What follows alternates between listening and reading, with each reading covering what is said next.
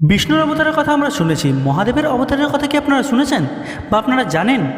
মহাদেব কি তাহলে শুধু কৈলাসে অবস্থান করেন, নাকি যুগে যুগে প্রয়োজনের সময় তিনি নিজেই পৃথিবীতে বিভিন্ন রূপে আবির্ভূত হয়েছেন?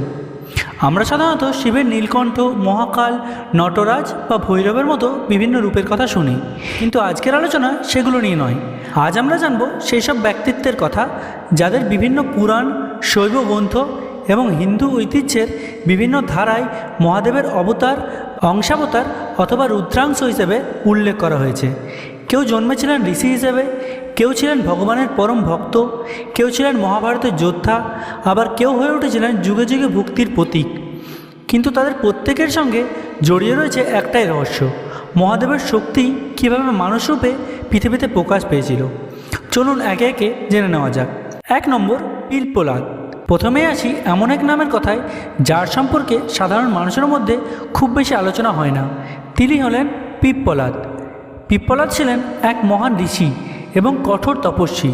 পুরাণীয় ঐতিহ্যে তার সঙ্গে মহাদেবের বিশেষ সম্পর্কের কথা পাওয়া যায় এবং কিছু ধারায় তাকে শিবের অবতার হিসেবে গণ্য করা হয়। পিপ্পলাদের মাহাত্ম্য মূলত তার তপস্যা, জ্ঞান ও আধ্যাত্মিক শক্তির সঙ্গে যুক্ত। তার নামের সঙ্গে শনিদেবের প্রসঙ্গ জড়িয়ে আছে। কথিত আছে কঠোর সাধনার মাধ্যমে তিনি মহাদেবের কৃপা লাভ করেছিলেন। তাই পিপ্পলাদ অবতারের মূল শিক্ষা হলো তপস্যা ও ঈশ্বরভক্তির মাধ্যমে মানুষ নিজের ভাগ্য ও জীবনের কঠিন পরিস্থিতির মোকাবিলা করার শক্তি অর্জন করতে পারে। দ্বিতীয়, নন্দী। এরপর যে নামটি আছে সেটি হয়তো সকলেই জানেন, নন্দী।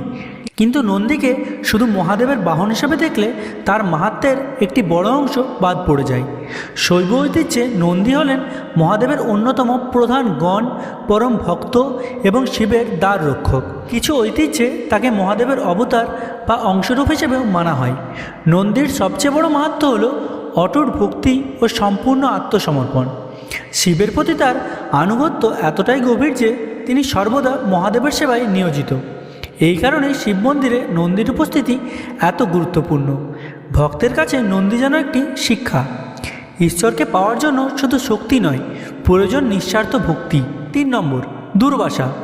এবার আসি এমন এক ব্যক্তিত্বের কাছে যার নাম শুনলেই প্রথমে মনে আসে তার প্রচণ্ড ক্রোধ। তিনি হলেন মহর্ষি দুর্বাসা। পুরাণ ও বিভিন্ন হিন্দু ঐতিহ্যে দুর্বাসাকে অত্যন্ত শক্তিশালী তপস্বী হিসেবে বর্ণনা করা হয়েছে। তার ক্রোধের কারণে দেবতা থেকে রাজা অনেকেই তার অভিশাপের ভয় করতেন।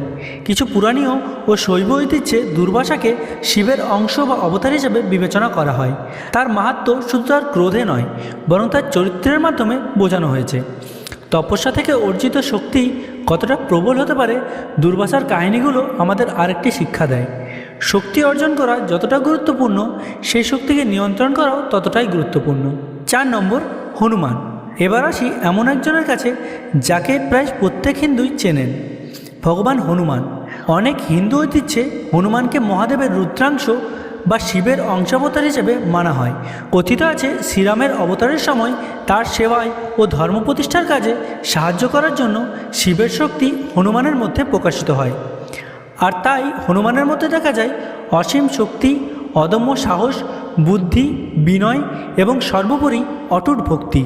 হনুমানের সবচেয়ে বড় মাহাত্ম্য তার শক্তি নয়, তার সবচেয়ে বড় শক্তি হলো নিজের সমস্ত ক্ষমতাকে ঈশ্বরের কাছে উৎসর্গ করা।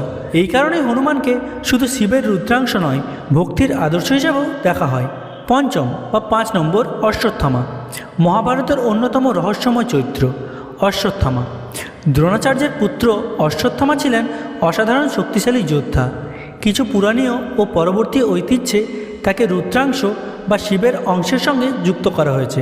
মহাভারতের যুদ্ধের শেষ পর্যায়ে তার ভয়ঙ্কর কর্মকাণ্ড তাকে এক অভিশপ্ত জীবনের দিকে নিয়ে যায়।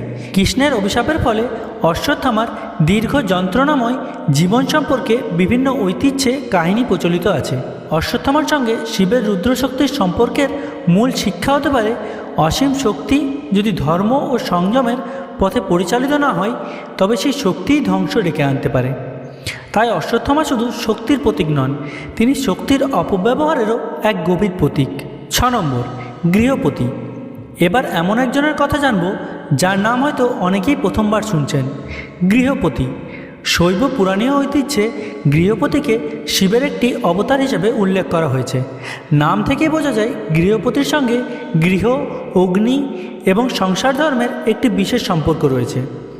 এই অবতারের মাহাত্ম্য খুব সুন্দর একটি শিক্ষা দেয়। অনেকে মনে করেন ঈশ্বরকে পাওয়ার জন্য সংসার ছেড়ে তপস্যায় যেতে হয়, কিন্তু গৃহপতি অবতারের ধারণা যেন বলে সংসারের মধ্যেও ধর্ম, ভক্তি ও সাধনা সম্ভব। অর্থাৎ শিব শুধু অরণ্যের যোগী নন, তিনি মানুষের দৈনন্দিন জীবন ও গৃহস্থ ধর্মের সঙ্গেও যুক্ত। 7 নম্বর, কিরাত।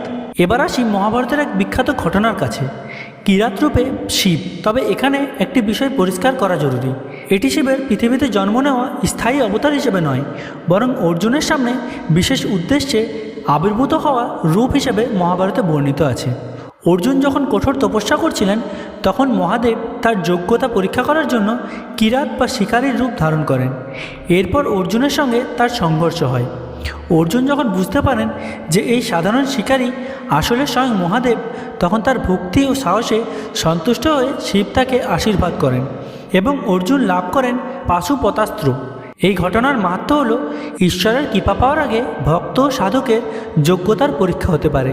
8 নম্বর, সরব। এবার এমন একটি অবতার যাকে নিয়ে শাস্ত্রীয় ঐতিহ্যে মতভেদ রয়েছে, তিনি হলেন সরব। কিছু শৈব পুরাণীয় ধারায় সরবকে মহাদেবের এক শক্তিশালী অবতার হিসেবে বর্ণনা করা হয়েছে। তবে এই কাহিনী নিয়ে বৈষ্ণব ও শৈব সাহিত্যে আলাদা ব্যাখ্যা রয়েছে। তাই এখানে আমাদের সতর্ক থাকা উচিত।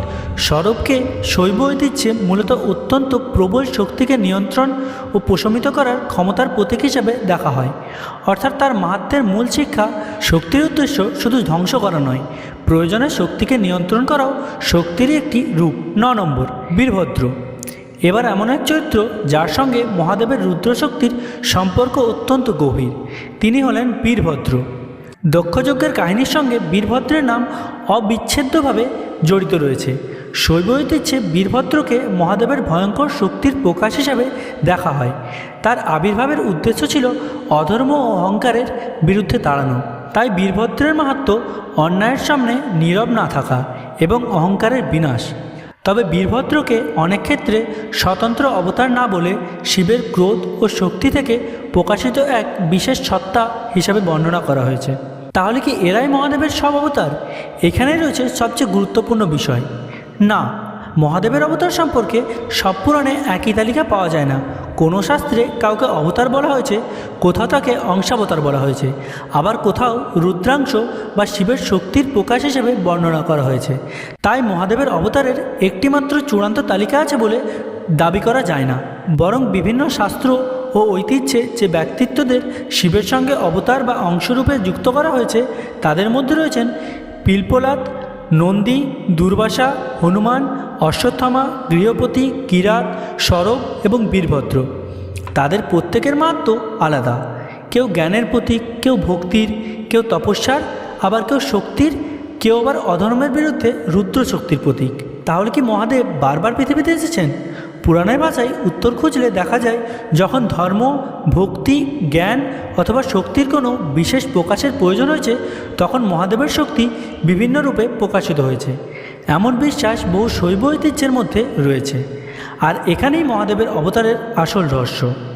রূপ আলাদা হতে পারে, নাম আলাদা হতে পারে, কাজ আলাদা হতে পারে, কিন্তু উৎস সেই এক, মহাদেব।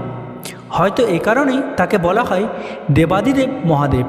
আপনার মতে এই অবতারগুলোর মধ্যে কোনটি সবচেয়ে রহস্যময়?